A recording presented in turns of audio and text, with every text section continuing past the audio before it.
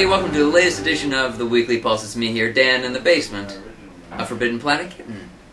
Just getting nice and cozy here. Just me, the dummy, and some comics. What came out this week? Well, to start, we've got this Mars Attacks thing that's going on. So IDW got the license to do a Mars Attacks comic. That's exciting. There were some Mars Attacks comics back in the 90s, the film, which you might have seen. Tim Burton. Not my best as a film, was not my favorite, but I love it stylistically, I love it aesthetically, so it's exciting to see someone else take a try at it. The first issue that came out, this one here, the new one by Lehman, it's pretty solid. What's cool is they did these 57 different covers, and 55 of them are from the trading cards that the Tops did back in the day. Is the issue good?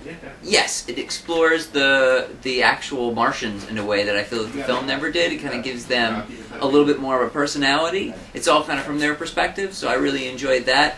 And we also got a classic Mars Attacks comic in as well, which is pretty exciting. It's got Charles Adlard in it, known for doing Walking Dead. So you might really dig this one. Mars Attacks is a good time, and there's a Blocks figure too. I'm not really sure about this one stylistically. You'll have to let me know if you like it. It kind of looks like it would be something out of Atomic Betty, for anyone that actually remembers that comic series, that cartoon from the Cartoon Network. I don't know. I'm not sure about it. Not sure if they put out like an actual like a figure. That's what I'd probably go for. But what else came out? What else? Since we're talking about aliens, I guess we could talk about the Teenage Mutant Ninja Turtles. Mutant. By the way, that Alien Ninja Turtle movie isn't happening. Hooray! Thank Christ. Because that would have been terrible. This I did not have a chance to read yet, but I really like the other micro-series. All the Brian Lynch books were really solid, and I love Splinter. So that's one I'm going to look forward to reading. You tell me if you like it. But the comics I did read. Man, how many times? You know I don't like the idea of this Before Watchmen thing, but every issue that comes out is so good. And this Comedian one starts off with a bang. It's the Comedian. He's best buddies with the Kennedy brothers, And there's a thing in the beginning where he kills a certain blonde woman because the president's wife told him to, and then it just kind of goes downhill from there. It's really, really good, and it frustrates me that it is as good as it is.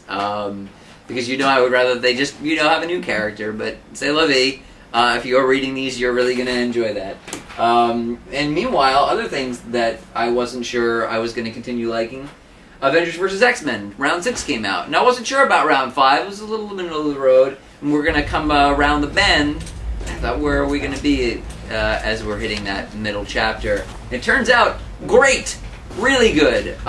This issue very reminiscent of Grant Morrison's new X-Men run in all the best way possibles. All the best ways possible. There we go. Scott Summers, actually really interesting. And I hate the Summerses, all of them, pretty much full stop. But Scott is actually really good. Makes some interesting points. It's a really nice setup, this whole Avengers versus X-Men that felt very gimmicky to me. Like, why would they ever even fight?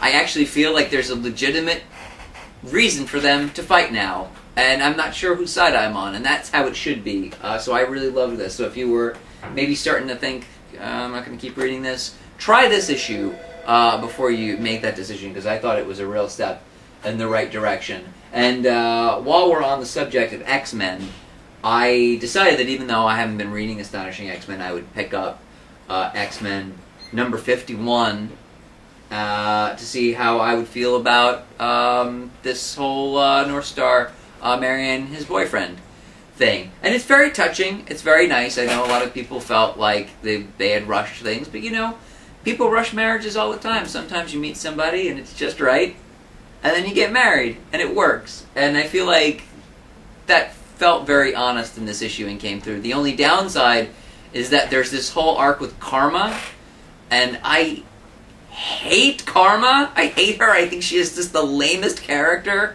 I don't know how you guys feel about that. As like original New Mutants characters go, she is not really at the top of my list. And they mentioned her in Avengers vs. X-Men. I don't mean to go right back to it, but they said she was like building a school out of like some like military facility, and I was like, shut up, Karma. Just shut your mouth. Let's move away from Marvel, because obviously I'm very angry about this Karma situation. 2 Image books I wanted to bring up. So, remember I talked about this book, Grim Leaper, that came out not too long ago, the first issue, and I said I wasn't too sure, but I would give it the second issue. Here's the problem. I like the story. It's this guy, this girl, they both die at some point, and then they start like kind of like quantum leaping into new bodies, but they never stay there for long. Like within a week or two, that body gets killed, and then they move on to the next one, the next one, the next one, and they find each other, who are both cursed in the same way, and it's a bit of a love story. And that is fun. The characters are interesting. It goes in unexpected territories. The problem is, I'm not sure about the art.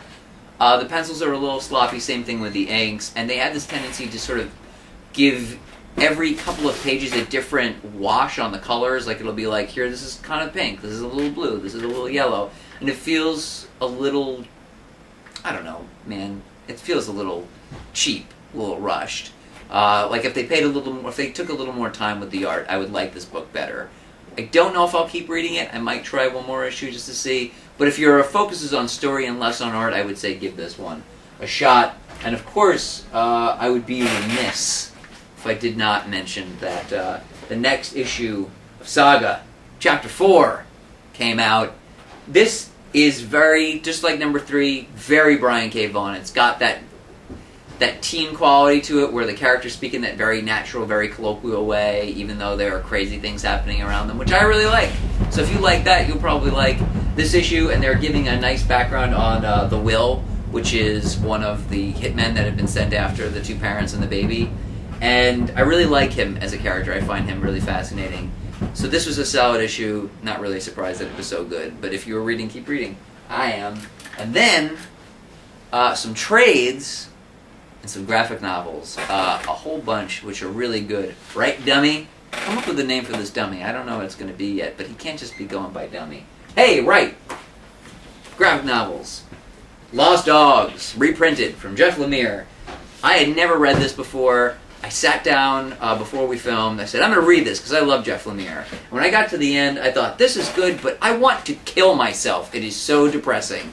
It is just the saddest story about this gigantic guy and his wife that he loves and his daughter who he loves that go into town, and just everything goes as wrong as possibly can. And when you get to the end of it, you think, well, that is just the bleakest outlook on life I've ever seen, and I wish I was dead. So if you like that kind of book, it's only $10. And if you love Jeff Lemire, I mean, it's just interesting because it's like one of the first things he ever did. And I liked it. It's just, boy, golly, a little depressing. And speaking of Jeff Lemire, less on the depressing front, I'm really excited that Frankenstein Agent of Shade finally got a trade out, because there are so many people that don't buy individual issues, and this is always that book where I'm like, you gotta read it, you gotta read it, you gotta read it, and they're like, I'll get it in the trade, I'll get it in the trade. Well, it's out! The trade is out, and if you weren't reading it, by gum, pick it up. Because it's really good, especially if you like Hellboy. It's great, but even if you don't like Hellboy, shut up. Hellboy's great, but read Frankenstein, it's good. Also, speaking of trade stuff, Angel and Faith, the first trade finally came out, and I think that Chris Gage is killing it. Angel and Faith are probably my 2 favorite characters from Buffy and Angel, and I love that they got a book together, and it is exactly as good as those 2 characters. If you like the 2 of them, like their dynamic, you weren't reading in single issues, don't be stupid, buy the trade, dummy! What else? Joe Sacco! This actually came out on Tuesday. You're probably going to see this on Wednesday. But, so Joe Sacco, if you never heard of him, he uses comics as a journalistic medium, and this is his latest one, and instead of doing, like, all one area like he always does, like he'll go into, like, one war-torn country, this is more a series of vignettes, all different shorts. And it's pretty exciting every time Joe Sacco brings something out, because he doesn't mind making himself look bad, he doesn't care about making the world look bleak. He tells real stories about real people in a way that I don't think any other comic creator does. So I would say, if you've never read Joe Sacco before, this is actually maybe a cool place to start, because it isn't just one area. It kind of touches on all different places and all different situations. And to finish, I wanted to mention Flash Gordon came out this week on the Planet Mongo. And if you take a look at the art on this thing, it is just really, really good. Alex Raymond has a really distinct style, and we don't really give enough attention to comic strips.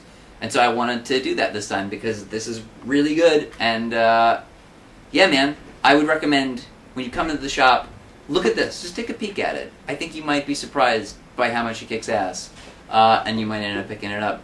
So that's it, folks. A lot of stuff came out this week. I think you should buy all of it. Go online, http://www.fbnyc.com to see everything that came in the store this week and buy it if you like. Please like and subscribe and comment below.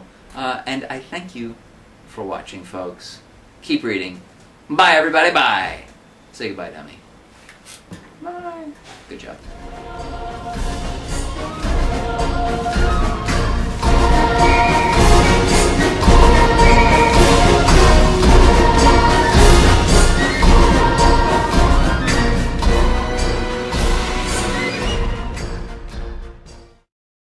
That's alright, guy walk by, we'll do it again.